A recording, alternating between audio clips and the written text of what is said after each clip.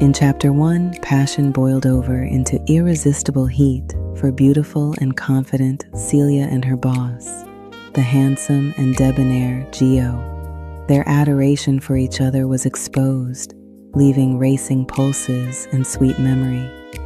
Was this just a broken test of willpower, or does this connection run deeper than an office fling? Let's find out in this episode. Chapter 2, On Purpose. A story wrapped in slow burn passion, whispered promises, and the heat true lovers often try so hard to hide.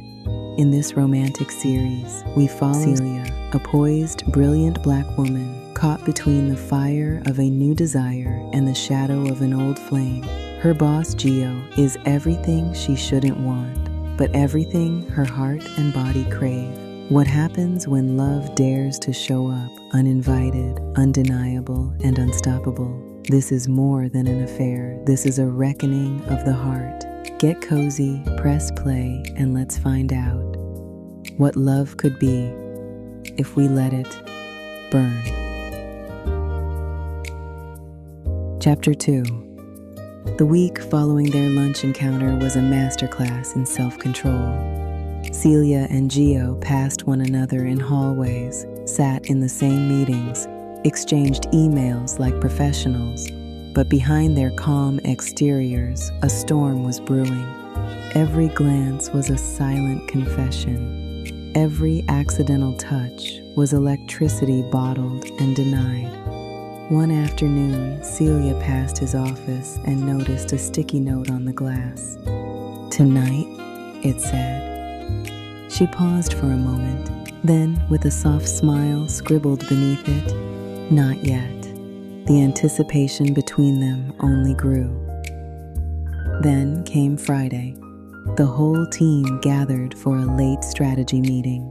Celia sat near the head of the table, taking notes. Geo, as always, led the discussion with effortless confidence, but every now and then, their eyes would meet across a whiteboard or bullet point, and the air would hum with everything unsaid.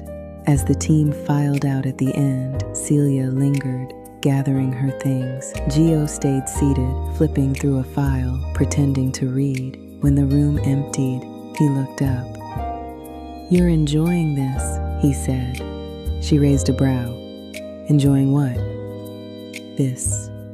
Whatever it is. The tension."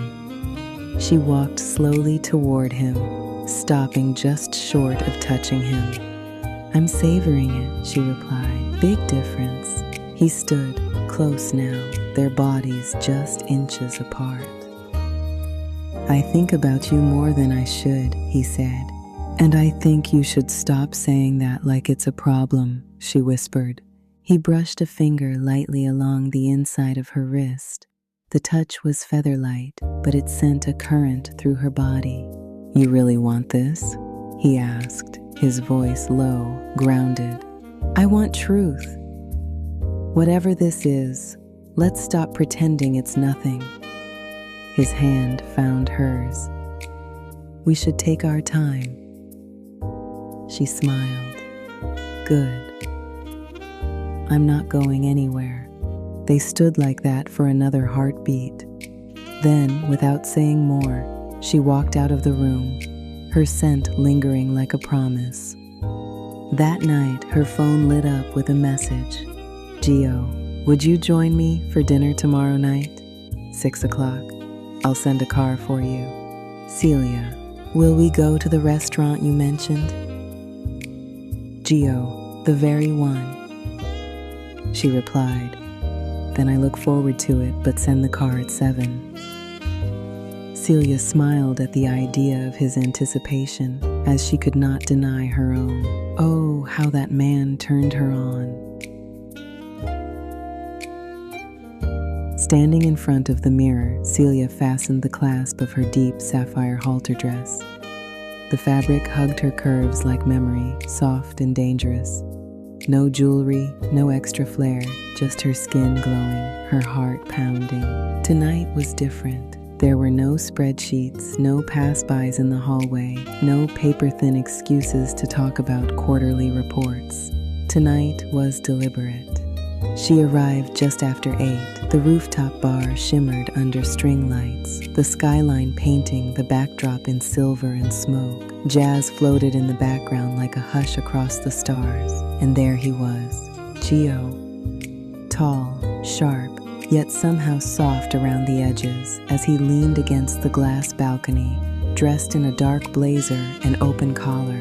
When their eyes met, everything else blurred. "Hi," she said as she reached him. "You came," he said, his voice warm like honey stirred into whiskey. "I said I would." He offered her a glass of wine. She took it. Their fingers brushed. A tiny charge ran up her spine. They sat at a table tucked in a corner, private but not hidden. They talked easily about everything and nothing, about music, childhood vacations, the dreams they rarely shared with anyone else. But beneath it all was a constant current.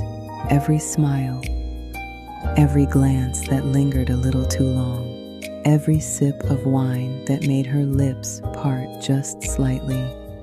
When the moment grew too full, he reached across the table, his hand grazing hers.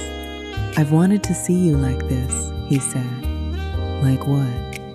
"Unclocked, unbothered, just you." She leaned closer. "So look." He did. They didn't rush what came next. They left together, quiet but charged, every step toward his apartment layered with mutual anticipation. The city buzzed outside, but within their shared silence, there was only the rhythm of two people who had stopped resisting something beautiful. Inside his apartment, the lights were dim. He poured another glass of wine. They stood by the window, the view wide open behind them. She turned to him, brushing her fingertips against his collar. "You still want this?" she asked, voice soft. "I never stopped." She kissed him, slowly, deliberately. And in that kiss, she found all the answers her body had been whispering for weeks. They didn't need to rush toward some climax. They took their time. His touch was tender, exploratory. Hers, bold but careful.